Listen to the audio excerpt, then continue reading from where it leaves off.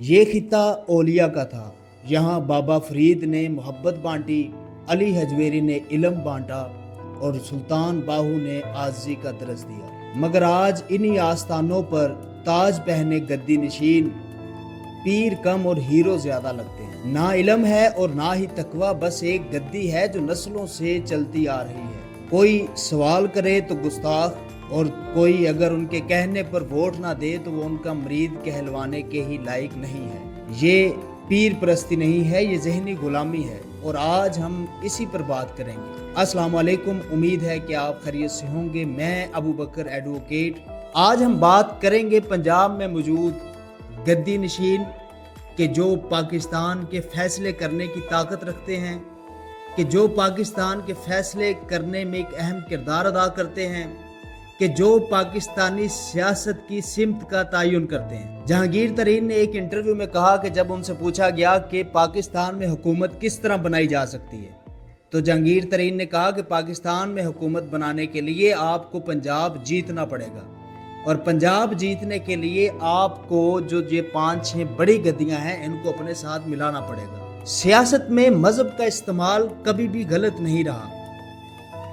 मजहब को सियासत में किस तरह और कौन इस्तेमाल कर रहा है, हमेशा से ये ही सवाल रहा है, और आज भी हम यही बात करेंगे कि पाकिस्तान का अलमिया ये है कि यहाँ मजहब का इस्तेमाल वो जमातें करती हैं, वो सियासी जमातें करती हैं कि जिनका मंशूर ही सेकुलर पाकिस्तान है। वो चाहे पीपल्स पार्टी हो, वो चाहे इमरान खान साहब हों, वो या चाहे नून लीग हो। आप देख लें कि इमरान खान साहब ने भी मदीना की रियासत का नारा लगाया, हालांकि वो इंडिविजुअल कैपेसिटी में या इनफरादी तौर पर वो एक सेकुलर जहन रखने वाले आदमी हैं। फिर बिलावल भुट्टो साहब के जिनकी जमात ही सेकुलर की बुनियाद पर कायम है, एक सेकुलर पाकिस्तान देखने के ख्वाहिशमंद हैं, वो भी मज़हब का इस्तेमाल करते हैं। और फिर नून लीग, उसने भी मज़हब का इस्तेमाल अपनी सियासत को चलाने में किस तरह किया, वो भी आज आपको बताएंगे। तो हम बात कर रहे थे गद्दी नशीनी की, कि गद्दी नशीन कौन है और ये कैसे पाकिस्तान की सियासत की सिमत का तयन करते हैं। आप देखते होंगे कि जब भी पाकिस्तान में इलेक्शन आता है तो ये 4-5 जो बड़ी गद्दियां हैं, ये जिस सियासी जमात को सपोर्ट करती हैं वही जीतती है, और यहाँ इनको भी ऊपर से आर्डर जारी किया जाता है कि इस दफ़ा आपने फलां सियासी जमात को सपोर्ट करना है ताकि वो जीत सके और हम उसे अपनी मर्जी से चला सकें। और फिर कुछ आस्थाने ऐसे हैं कि जो सियासत में बजाते खुद मौजूद हैं, MNA की सूरत में, MPA की सूरत में। उसकी चंद एक मिसालें मैं आपके सामने रखता हूं कि यूसुफ रजा गिलानी फैमिली है, जो गिलानी फैमिली मुल्तान की है, वो इस वक्त पीपल्स पार्टी में मौजूद है। उनका जो वोट है वो तरक्की की बुनियाद पर नहीं है, उनका जो वोट है वो प्रोग्रेस या मुल्तान को तरक्की याफ्ता बनाने की वजह से उनको नहीं मिल रहा। उनको जो वोट मिल रहा है वो सिर्फ उनके गद्दी नशीन होने की वजह से मिल रहा है। और उनकी काबिलियत क्या है? काबिलियत उनकी सिवाय इसके कोई नहीं कि वो गद्दी नशीन है, और उनके बड़े जो अजदाद थे वो इस्लाम की तबलीग करते हुए इस खित्ते में आए थे और इसी खित्ते के होकर रह गए। और आज ये उनका समर ही है कि उनके जिनके पास ना तो तकवा है, आप इनकी ज़ाती ज़िंदगी को देख लीजिए, कि जिनके पास ना तो इस्लाम का बुनियादी इल्म है, वो उन गद्दियों के मालिक बने हुए हैं। और आज वो उन जमातों के सरकर्दा कारकुन हैं कि जिनका नारा ही ये है कि पाकिस्तान को एक मजहबी इस्लामी रियासत नहीं बनने देना, यानी कि पीपल्स पार्टी। और फिर दूसरी तरफ आप देखें कि शाह महमूद कुरैशी साहब खुद एक गद्दी के मालिक हैं, और कुछ अर्सा वो गद्दी नशीन रहे भी, वो भी पाकिस्तान तहरीक इंसाफ के सरकर्दा रहनुमाओं में से एक है। तो ये किस आड़ में है, उनको ये अवामी हमायत क्यों मिली हुई है? ये उनको अवामी हमायत मिलने की सिर्फ एक वजह है कि वो गद्दी नशीन है। और बहुत सी मिसालें हैं। सुल्तान बाहू की अगर हम बात करें तो वो उन अजीम बुजुर्गों में से हैं कि जिन्होंने इस खित्ते में इस्लाम की दावत पहुंचाई, लेकिन आज उनका जो खानदान, उनका जो कबीला है, उनमें से एक आप अक्सर टिक टाक पे देखते होंगे, इस्लाम की तबलीग करने वाले खानदान के नौजवानों का मेयार और तकवे का ये आलम हो चुका है कि उनके नज़दीक ना तो गैर महरम रही हैं, ना उन्होंने बड़े और छोटे की तमीज़ कायम रहने दी है। सुल्तान बाहू, फिर हम सुल्तान बाहू को देख लें कि वो एक अजीम बुजुर्ग थे कि जिन्होंने इस खित्ते में इस्लाम पहुंचाने में बड़ा अहम किरदार अदा किया। آج ایک صاحب ہیں کہ جن کو ٹک ٹاک پر بہت سی فالوئنگ بھی حاصل ہے، ٹک ٹاک پر بھی کافی ان کے مرید موجود ہیں.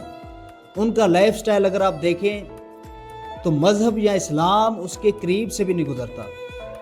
وہ کام کرتا ہے کہ جو کوئی بھی آوارہ نوجوان کرتے ہیں. اور اس سے بھی افسوسناک بات یہ ہے کہ پاکستان کا، پنجاب کا ایک بہت بڑا طبقہ ان کا مرید ہے اور ان کو اپنے سے بھی زیادہ عزت سے نوازتا ہے. وہ معیار کیا ہے؟ اس کی وجہ کیا ہے؟ اس کی وجہ بہت سادہ سی ہے.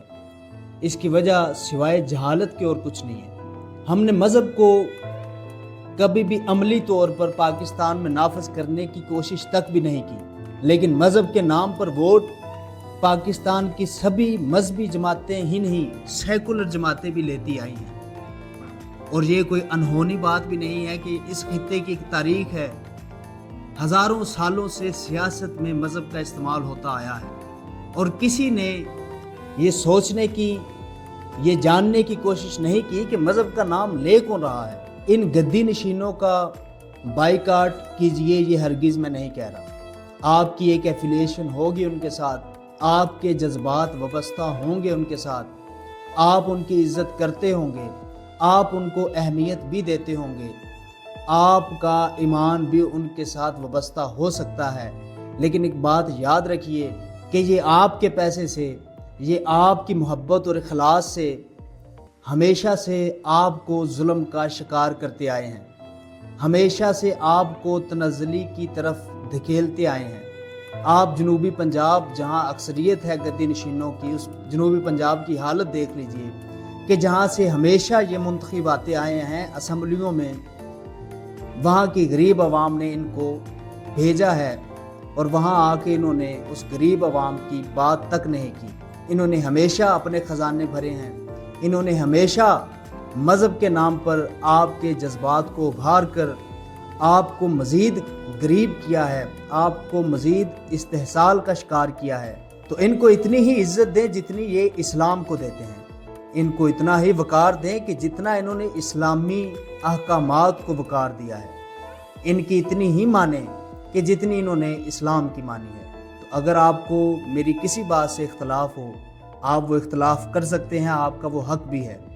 لیکن آپ آج کے جو گدی نشین ہیں ان کا لائف سٹائل دیکھ کے اسلام کے قریب تو کیا دور کرنے کا موجب ضرور بن رہے ہیں. ان کو روکیے، ان کا احتساب کیجئے.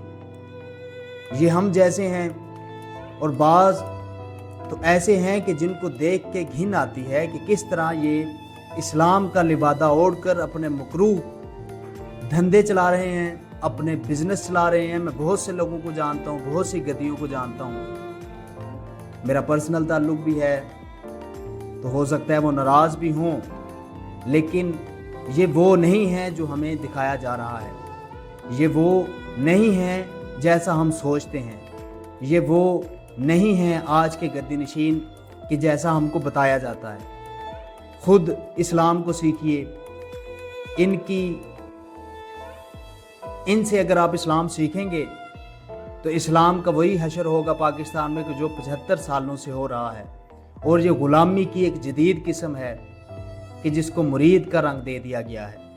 تو اس سے نکلیے، اچھے پیروں کے دست و بازو بنیے کہ جو آپ کو اسلام کا بتائیں، جن کی زندگی سے اسلام کی جھلک نظر آئے. اور بہت سے ایسے اللہ کے نیک بندے بھی پنجاب میں اور پاکستان میں موجود ہیں کہ جو ہیں تو گدی نشین ہی، لیکن وہ اللہ کے اسلامی احکامات کے اور سنت رسول کے اتنا قریب ہیں کہ ان کو دیکھ کے اسلام پر رشک آتا ہے، ان کو دیکھ کے خود کو مسلمان کہنے پر فخر محسوس ہوتا ہے. تو خوش رہیے. السلام علیکم.